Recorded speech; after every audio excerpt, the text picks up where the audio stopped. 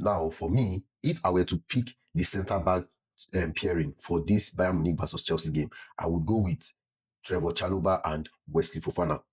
For me, this game, this Bayern Munich versus Chelsea game, it does not look like a game where we should be playing Tosin Adarabioyo. Now, I know what you are trying to say. You are trying to say Harry Kane is not fast, so Tosin Adarabioyo should thrive. Yes, we know that Harry Kane is not fast, which should suit Tosin Adarabioyo, but the problem is much more deeper than Harry Kane not being fast. You see, the honest truth is Harry Kane would always drop deep. Harry Kane is a striker, but he plays like a number 10 most times. So he would always drop deep. Now, when he drop deeps, right, one centre back has to follow him. That is normal.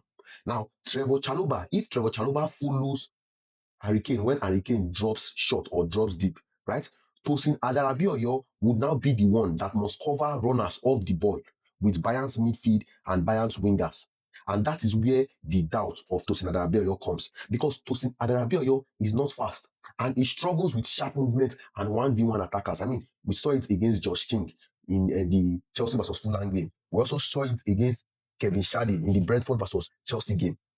Right? So that is where the problem will be. It is not that Harry Kane is faster than Tosin. No. It is the fact that when Harry Kane drops deep, somebody has to follow Harry Kane, which is Chalobah. And if Chalobah follows Harry Kane, it means Tosin Adarabioyo needs to be very fast enough to catch up with Bayern Munich runners and Bayern Munich 1v1 attackers. And you and I know that when an attacker has pace and has good 1v1 ability, Tosin Adarabioyo struggles.